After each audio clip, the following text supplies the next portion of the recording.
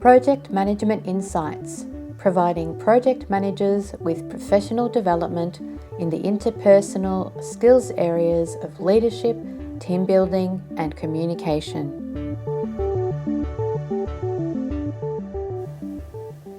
Hi, today I want to talk to you about monitoring risks. Is this something that you do regularly during the life of your project, or is it something that you set aside and don't really pay attention to?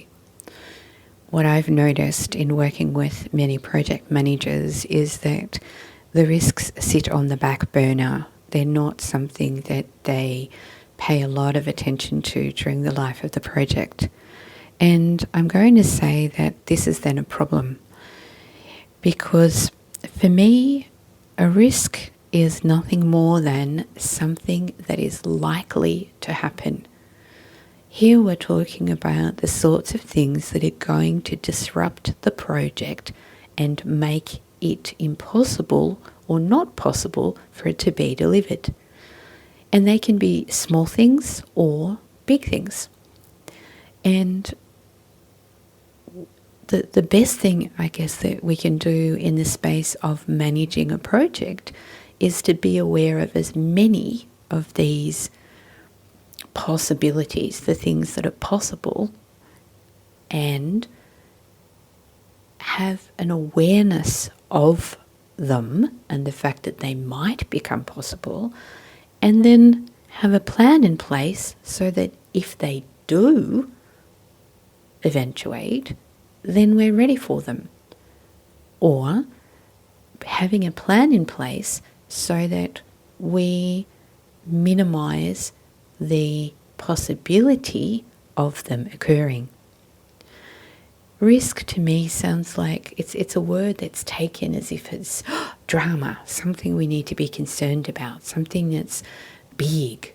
And yet, when we really sit back and look at what a risk actually is, as I said, it's really no more than something that's likely to occur that's going to cause a problem or a disruption or make it impossible for me to deliver my project.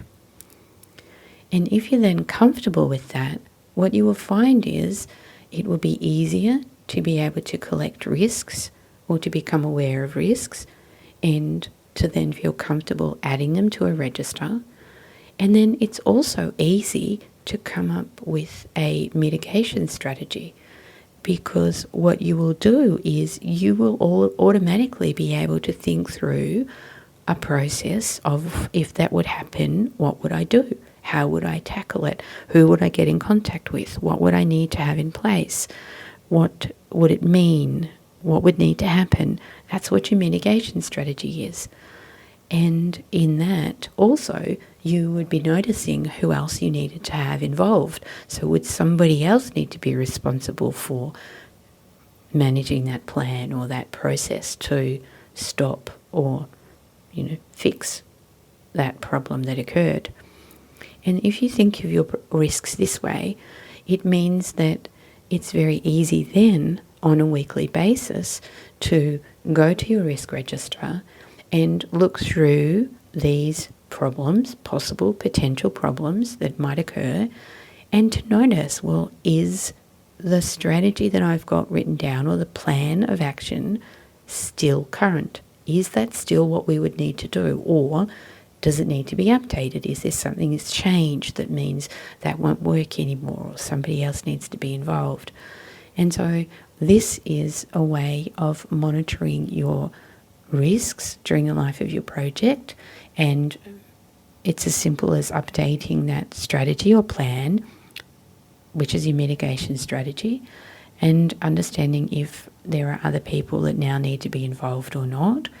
As I said, it makes it a lot simpler if you don't think of them as a problem that's too big to tackle, or as something, make them bigger than they actually need to be.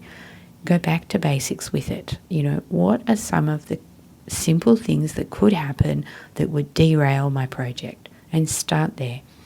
And then broaden it out or make it smaller. For me, the more risks I have on my risk register, the more prepared I am for anything to happen.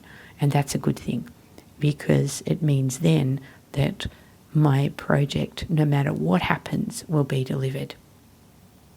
And there are oftentimes things that over time during the life of your project being completed will then become not a possibility of being a problem anymore. They will go away, and therefore you shut them down. And a lot of those can happen straight away when you really sit in that space of, if it was to happen, would it be a problem and how would I deal with it? Well, you might automatically shut the risk down because it's simple and there's an easy way of dealing with it. And so the level of risk, the level of possibility decreases to the extent that it's not considered a risk anymore.